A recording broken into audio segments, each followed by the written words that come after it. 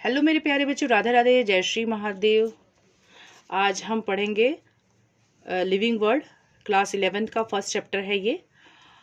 इस चैप्टर को स्टार्ट करने से पहले जैसा कि हम जानते हैं कि लिविंग वर्ल्ड हमारे बायोलॉजी का पार्ट है, तो बायोलॉजी की डेफिनेशन आपको आना बहुत ज़रूरी है। बायोलॉजी क्या होता है, तो हम लिखेंगे science of life forms. Life forms means हो गया यहाँ पर आपका ऑर्गेनिजम्स, भले वो ऑर्गेनिज्म छोटे हों, माइक्रोस्कोपिक हो, चाहे ह्यूज बड़े हों, लार्जेस्ट हों, तो इनकी स्टडी जो हम करते हैं वो बायोलॉजी के अंदर आती है। और इन ऑर्गेनिज्म की स्टडी करना बायोलॉजी कहलाता है। इस ऑर्गेनिज्म के अंदर हो रहे लाइफ लिविंग प्रोसेसेस की अगर हम बात करें, जैसे respiration, digestion, excretion, transportation, all these activities are living process हैं। इनकी स्टडी भी हम बायोलॉजी में करते हैं। ये हम थोड़ा सा इंट्रोडक्शन पढ़ रहे हैं एनसीईआरटी बुक के लिए, ताकि हम टू द लाइन हर चीज़ को हम क्लियर कर सकें, कोई भी हमारा पॉइंट बचा ना हो। अगली चीज़ है हमारी कि अर्थ पे अभी तक 1.7 से 1.8 मिलियन तक की स्पीसीज डिस्कवर हो चुकी है। अभी तक केवल 1.7 से 1.8, जो कि 10 to 15% बनाता है, ठीक है। और अभी भी हमारे है बहुत सी स्पीसीज है जो हमें पता ही नहीं है, हम जानते ही नहीं है। तो आगे बढ़ते हुए हम देखेंगे, तो इसी में जो हम डिवीज़न, हम किसी भी चीज़ को डिवाइड करते हैं, डिवीज़न इज़ वेरी इंपॉर्टेंट।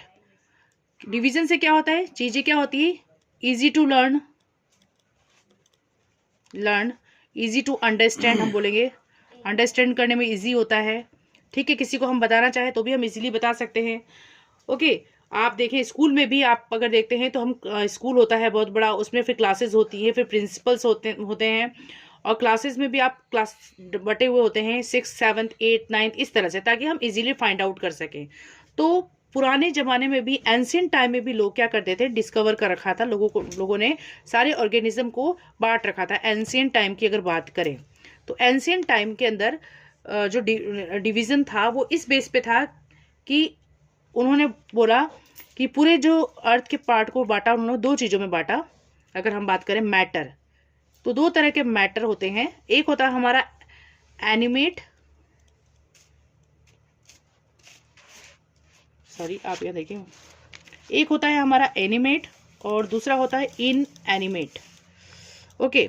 तो इन एनिमेट, जो एनिमेट होता है इसके अंदर सारे लिविंग चीज़ें आती हैं, लिविंग फॉर्म्स आते हैं।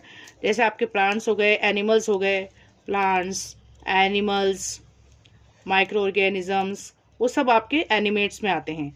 तो पुरानी ये एंशिएंट टाइम की डिवीज़न है। पहले ऐसे ही बांटा गया था पूरे अर्थ के जीवों को। इन एनिमेट मतलब हो गया नॉन लिविंग, क्या हो गया, नॉन लिविंग चीज़ें हो गई हमारी इन एनिमेट में। और नॉन लिविंग चीज़ें अगर हम बात करें तो आप ये कह सकते हैं, जैसे कि वाटर हो गया, सोइल हो गया, लाइट हो गया, फायर हो गया, जिसमें लाइफ नहीं है, वो हमारी इन एनिमेट कहलाती हैं। बाद में बहुत सारे डिविजन्स आए हमारे पास, क्लासिफिकेशन आए, जिसके हम आगे इस चैप्टर में स्टडी करेंगे, ठीक है। अब जो आता है हमारा, यहाँ पर दो व्यूज़ दिए हैं आपके एनसीईआरटी में, जो कि एग्जाम में पूछे जा सकते हैं। व्यूज़, दो तरह के व्यूज़ हैं। एक हमारा व्यूज़ होता है एंथ्रोपोसेंट्रिक व्यू, एंथ्रोपोसेंट्रिक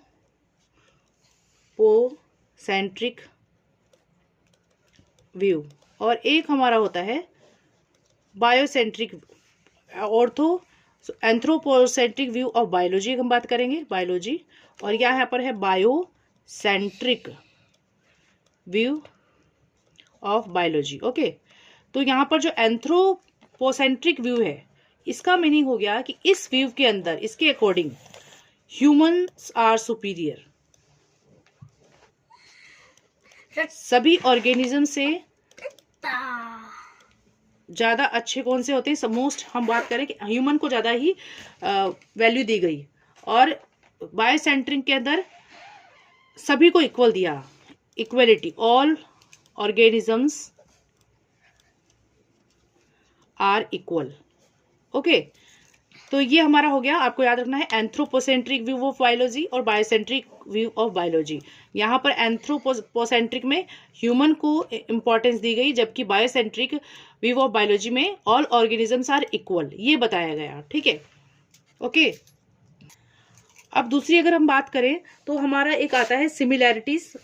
दो तरह की सिमिलैरिटीज ही हमें चैप्टर में दे रखा है, सिमिलैरिटीज। एक सिमिलैरिटी होता है आपका हॉरिजॉन्टल और एक होता है आपका वर्टिकल सिमिलैरिटी। एक हमारा हो गया वर्टिकल सिमिलैरिटीज और एक हमारा हो गया हॉरिजॉन्टल सिमिलैरिटीज। ओके, तो वर्टिकल सिमिलैरिटी कैसे कहते हैं? तो सपोज जब एंशिएंट टाइम में जो धरती पर सबसे पहला ऑर्गेनिज्म आया था, जो ह्यूमन आया था, अगर हम एंशिएंट ह्यूमन की बात करते हैं, एंशिएंट ह्यूमन की बात करते हैं, उससे आज तक की जो जनरेशन है मॉडर्न, तो क्या है, इन यहाँ से हम आए हैं, तो ये हमारा आप देख रहे हैं जनरेशन आगे से आगे बढ़ती गई, तो ये हमारा वर्टिकल सिमिलैरिटीज होता है। और हॉरिजॉन्टल क्या होता है? जब कोई पेरेंट है, मान लो सपोज मेल फीमेल है, यहाँ मेल ये फीमेल, और इसका जो बच्चा हुआ, दो बच्चे हुए, सपोज इनका रिप्रोडक्शन हुआ है, इन दोनों का रिप्रोडक्शन हुआ, प्रोजेनी हुई दो, तो ये दोनों जो ब्रदर सिस्टर हैं, चाहे ब्रदर हैं, तो ये आपस में हॉरिजॉन्टल सिमिलैरिटी शो करते हैं। तो इस तरह से ऊपर से नीचे आपका हो गया वर्टिकल सिमिलैरिटीज और ऐसा हो गया आपका हॉरिजॉन्टल सिमिलैरिटी। तो आपको मेरी वीडियो कैसे लगी? अच्छी लगी तो लाइक एंड सब्सक्राइब जरूर करें, और हम इसी तरह से और आगे पढ़ेंगे, चैप्टर को कंप्लीट करने की कोशिश करेंगे। Good day.